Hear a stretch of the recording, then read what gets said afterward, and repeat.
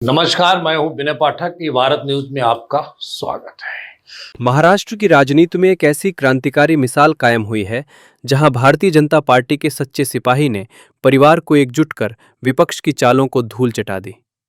सुनिए ये दिलेर कहानी वार्ड 176 की, जहां बीजेपी की महाराष्ट्र उपाध्यक्ष कैबिनेट दर्जा प्राप्त मंत्री प्रसाद लाड ने सक्रिय भूमिका निभाई।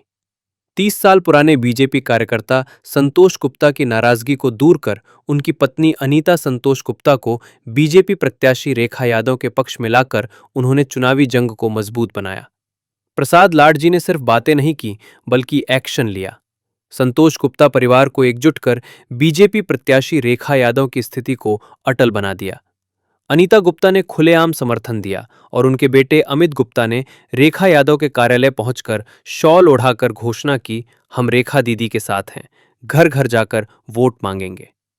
ये है बीजेपी का असली परिवारवाद, एकजुट होकर आगे बढ़ना, न कि तोड़ने की राजनीति। ये सिपाही सालार है बीजेपी के, जो क्रांति लाते हैं। प्रसाद लाड जैसे योद्धा वार्ड 176 में दुश्मनों को चूर कर रहे हैं। रेखा यादव अब अजय होती नजर आ रही हैं। संतोष गुप्ता की 30 साल की निष्ठा लौट आई। अनीता संतोष, अमित गुप्ता परिवार संगठन का प्रतीक बने। बीजेपी का मंत्र है एकजुट रहो जीतो। ये ऊर्जा, ये जोश, ये क्रांति महाराष्ट्र भर फैलेगी।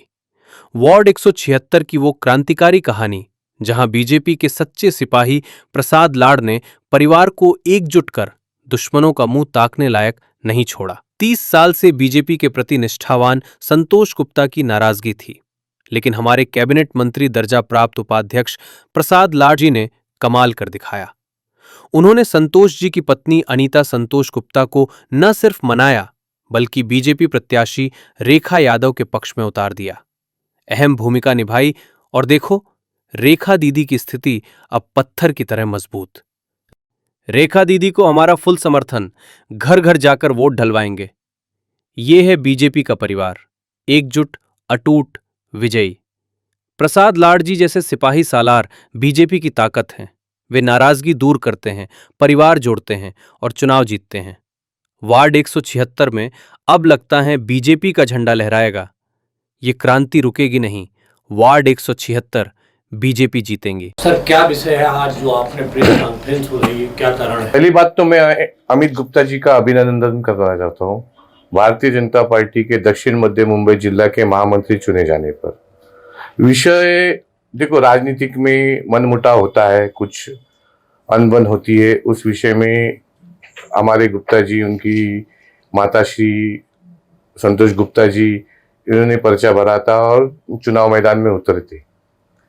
चलो, पार्टी की तरफ से उनकी थोड़ी अनबन थी, स्थानिक लोकल कार्यकर्ताओं के लिए अनबन थी, स्थानिक नेताओं से अनबन थी।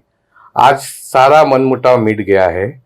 उन्होंने उनका समर्थन हमारी कैंडिडेट 176 की रेखा आरके यादव उनको दिया है। इस विषय में मैं इस 176 का प्रभारी नाते मैं उनका हार्दिक स्वागत करता हूँ और अभिनंदन भी करता हूँ, क्योंकि वो संतोष गुप्ता जी और अमित गुप्ता जी एक परिवार है और भारतीय जनता पार्टी से जुड़ा हुआ परिवार है। आज मुझे बेहद खुशी है, आज वो हमारे परिवार में फिर से लौट आए। गए नहीं थे, मैं मानता हूँ गए नहीं थे, मैं चाहता हूँ अभी तो दिल से लौट आए। इसकी मुझे बहुत खुशी है। आपकी माताजी चुनाव में थी, नाराजगी थी। नाराजगी के बाद आपने एक भारतीय जनता पार्टी का सच्चा सिपाही होने का प्रमाण ये दिया कि आप चुनाव में अपने आप को पीछे हटाया। इस पे क्या बोलना चाहेंगे? जैसा कि मेरी माताजी को हमने चुनाव में उतारा था, जैसा कि लेडीज रोड हुआ था, और स्थानिक होने की वजह से हम लोग ने अपना नाम चलाया था, लेकिन टिकट नहीं मिलने के कारण हम लोग ने अपक्ष फॉर्म भरा। हमारी तैयारी भी चालू थी, लेकिन फिर अपने नेता जिन्होंने हमें बुलाया, समझाया, फिर बाद में फिर अपने लाड साहब, प्रसाद लाड साहब, उन्होंने हमें फिर बुलाया, समझाया कि अपने को पार्टी का सीट निकालना है, महानगर पालिका में अपना महापौर बैठाना है, तो इसलिए आप लोग आइए, साथ में मन मुटाव मत रखिए।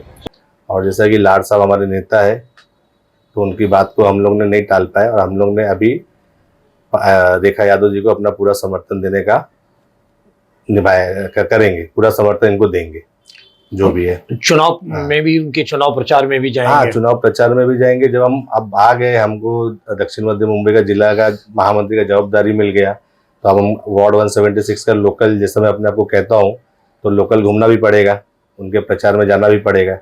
कहीं ना कहीं भारतीय जनता पार्टी के लिए आप लोगों का, पूरे परिवार का दिल धड़कता था कि काश ये ऐसा ना करना पड़ता, कभी तो ख्याल आया होगा? गुस्से में कदम आदमी ले लेता है, लेकिन जुड़े तो उसी से 30 साल से मेरे पिताजी, 12-13 साल से मैं, अपने सामने से अपनी रैली जाना आना और देख के लगना कि अपन अपने लोग ही अपने से थोड़े दूर है, अच्छा नहीं लग रहा है, अपने लोगों से नज़र नहीं मिला पा रहे, तो थोड़ा उस हिसाब से सब लगता था दिल के अंदर। फिर भी लेकिन गुस्सा आदमी का था तो चल रहा था। अब थोड़ा समझदारी आई, थोड़ा अपने नेता ने समझाया ऐसा ऐसा होना चाहिए, तो हम लोग ने अपना समर्थन इनको देते हुए अब इनके साथ जोर शोर में हम लग जाएंगे। अपने जो थे लगते थे बेगाने, तो बड़ा बुरा लगता बुरा होगा लगता जब रैली जब सामने से आती थी और जाती थी, तो ये दिल में आता कि क्या हो। हाँ, क्या हो रहा है। अब कुछ और कहना चाहेंगे, बाढ़ की जनता से क्या अपील करेंगे? वार्ड की जनता से अपील है, मतलब रेखा यादव जी बीजेपी की जो कैंडिडेट है, और जो भी हमारे लोग हैं, जो भी जैसे हमने एक टीम तैयार किया हुआ था, तो उनसे अपील है कि रेखा यादव जी को 4 नंबर बटन दबा के अपना समर्थन कीजिए और उनको भारी से भारी बहुमत से विजयी करेंगे। दोबारा आपके साथ 30 साल पुराना परिवार आपके साथ फिर जुड़ा है, कैसा लगता है? अच्छा लग रहा है कि उनका सपोर्ट हमें मिला है और वो वापस परिवार से जुड़ गए हैं। और जैसे कि कहते हैं कि सुबह का भूला अगर शाम को वापस लौट आए तो उसे भूला नहीं कहते, और उनका सपोर्ट बहुत मायने रखता है, क्योंकि एकजुट आने से जो है और ज़्यादा मजबूती मिलेगी हमारे कैंपेन को, तो उससे मैं काफ़ी खुश हूँ। और इनका सपोर्ट, जैसे कि मैंने बताया, कहने की ज़रूरत नहीं है, शब्द शायद कम पड़ जाएं, बट इनका सपोर्ट काफ़ी मायने रखता है। अभी तक की खबरें यहीं पर करते हैं समाप्त। विनय पाठक को दीजिए इजाजत।